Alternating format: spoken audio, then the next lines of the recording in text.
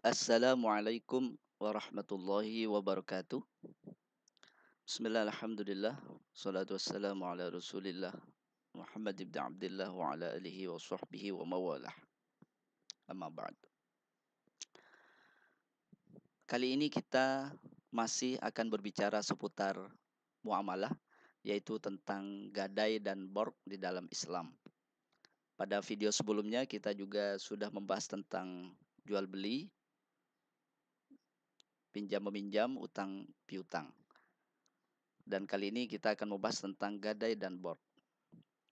Baiklah, kita langsung saja pada pengertian gadai. Gadai di dalam bahasa Arab disebut dengan ar-rahn, yang artinya adalah tetap, langgeng, atau penahanan.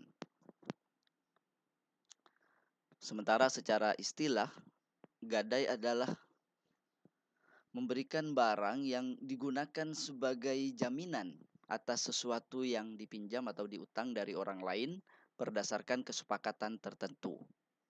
Jadi sederhananya adalah gadai ini menyerahkan suatu barang berharga untuk mendapatkan utang.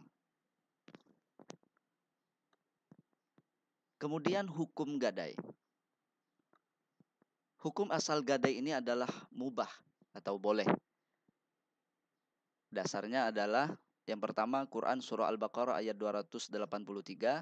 A'udzubillahi minasyaitonirrajim. Wa in kuntum ala safarin walam tajidu katiban farihanum maqbudah. Fa in amina ba'dukum ba'dan falyu'addil ladzi tumina amanatahu walyattaqillaha rabbah. Yang artinya, jika kamu dalam perjalanan dan bermuamalah tidak secara tunai, sedang kamu tidak memperoleh seorang penulis, maka hendaklah ada barang tanggungan yang dipegang oleh yang berpiutang. Akan tetapi jika sebagian kaum mempercayai sebagian yang lain, maka hendaklah yang dipercayai itu menunaikan amanahnya atau hutangnya, dan hendaklah ia bertakwa kepada Allah Tuhannya. Kemudian yang kedua, hadis Rasulullah sallallahu alaihi wasallam an Aisyah anna Nabiyya sallallahu alaihi wasallam ishtara ta'aman min Yahudiyin ila ajalin wa rahanahu dir'an min hadid. Rawahul Bukhari. Yang artinya sesungguhnya Nabi Shallallahu Alaihi Wasallam membeli bahan makanan dari seorang Yahudi dengan cara berutang, dan beliau menggadaikan baju besinya. Hadis riwayat Imam Bukhari. Berikutnya adalah rukun gadai. Rukun gadai ini adalah hal-hal yang harus ada di dalam transaksi gadai sehingga gadainya ini menjadi sah dalam hukum Islam. Yang pertama adalah ar-rohin, yaitu orang yang menggadaikan barang. Yang kedua adalah al-murtahin, yaitu orang yang mengutangkan uang atau orang yang menerima barang gadai dari ar-rohin tadi. Kemudian yang ketiga al-marhun atau ar-rohan, yaitu barang yang digadaikan. Yang keempat adalah al-marhun bih, yaitu uang yang diutangkan atau uang yang menjadi utang dari al-murtahin kepada ar-rohin. Yang kelima, di dalam rukun gadai ini harus ada syurat, yaitu akad ijab kabul antara ar-rohin dan al-murtahin, atau dari orang yang menggadaikan barang dan penerima barang gadai tersebut. Berikutnya adalah syarat-syarat gadai. Syarat gadai ini adalah hal-hal yang harus ada pada rukun-rukun gadai tadi. Yang pertama, syarat rohin dan murtahin, atau syarat dari orang yang menyerahkan barang gadai dan orang yang menerima gadai. Antara lain, kedua pihak ini harus sudah baligh, kemudian berakal sehat, dan bukan orang yang tercegah di dalam melakukan transaksi. Yang kedua, syarat dari barang yang digadaikan atau almarhun. Jadi syarat itu harus memenuhi, barang tersebut harus memenuhi syarat antara lain, yaitu berupa harta benda, mempunyai nilai jual, karena tujuannya adalah untuk penjamin utang, maka otomatis harus memiliki nilai.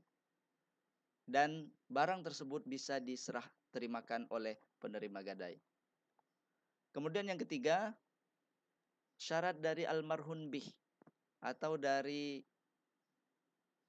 utangnya atau uangnya yang diserahkan dari murtahin kepada rahin.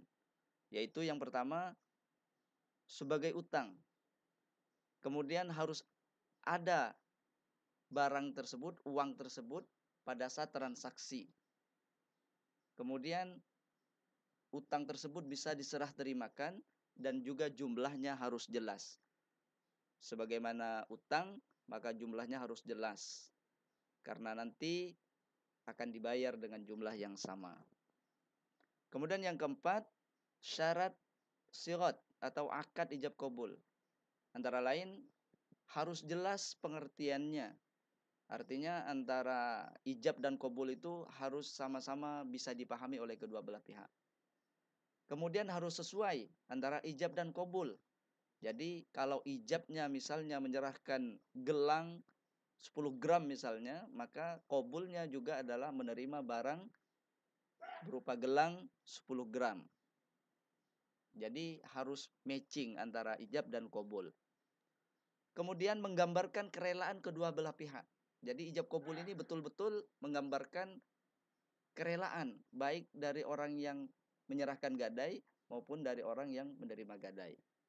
Dan sirat atau ijab qabul ini bisa dilakukan secara lisan, bisa secara tulisan.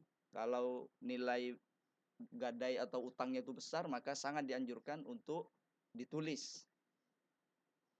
Atau bisa juga dengan isyarat. Yang penting isyarat tersebut memberikan pengertian yang jelas oleh kedua belah pihak. Artinya walaupun isyarat, tapi kedua belah pihak sama-sama paham atau mengerti terhadap isyarat tersebut.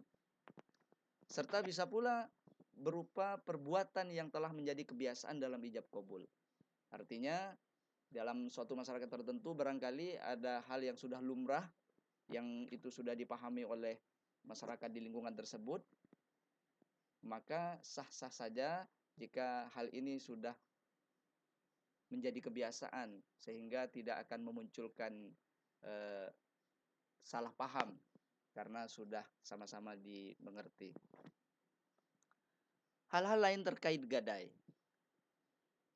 Yang pertama, pemegang barang gadai. Barang gadai ini dibawa oleh murtahin atau orang yang memberi utang selama jangka waktu yang ditentukan belum habis. Apabila barang gadai ini rusak di tangan pemegang barang gadai atau di tangan murtahin, maka kerusakan ini ditanggung oleh pemilik barang atau orang yang menggadaikan. Kecuali kerusakan ini terjadi karena unsur kesengajaan atau kelalaian yang dilakukan oleh murtahin. Maka untuk memperbaiki kerusakan ini ditanggung oleh murtahin. Yang kedua, pemanfaatan barang gadai. Ar-Rohin dan murtahin ini sama-sama tidak memiliki hak untuk memanfaatkan barang tersebut kecuali atas izin masing-masing dari keduanya. Artinya ketika suatu barang sudah diserahkan dari rohin kepada murtahin, maka rohin sebagai pemilik barang tidak boleh menggunakan barang itu kecuali seizin dari murtahin, orang yang memegang barang pada saat tersebut. Begitu juga murtahin yang menerima barang gadai, ia tidak boleh memanfaatkan barang tersebut kecuali atas izin daripada rohin sebagai pemilik barang. Namun dalam hal ini sebenarnya terdapat banyak perbedaan pendapat di kalangan para ulama.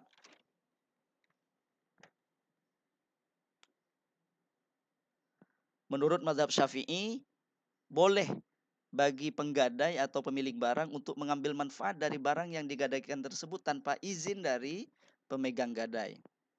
Sementara ulama Hanafiyah dan Hanabilah menyatakan Pemilik barang boleh memanfaatkan miliknya yang menjadi barang jaminan apabila diizinkan oleh pemegang jaminan.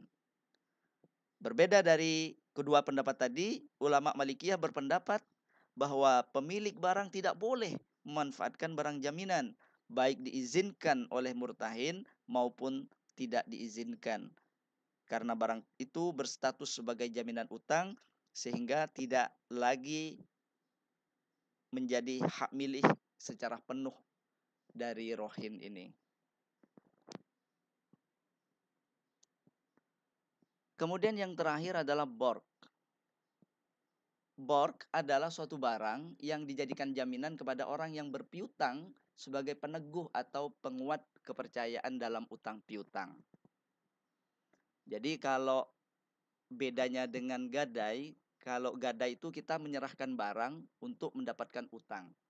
Tapi kalau borg ini kita berutang kepada orang, kemudian kita menyediakan jaminan. Misalnya kita berutang kepada bank misalnya, dan jaminannya adalah sertifikat tanah. Nah, maka sertifikatnya diserahkan tapi tanahnya bisa kita kelola. Itu kalau borg, karena jaminan untuk utang yang kita ajukan kepada bank. Lalu barang borg ini bisa dijual apabila pihak yang menjaminkan tidak mampu melunasi hutangnya. Dan penjualan tersebut hendaknya dengan harga yang layak, karena nanti dari hasil penjualan itu digunakan untuk pelunasan utang.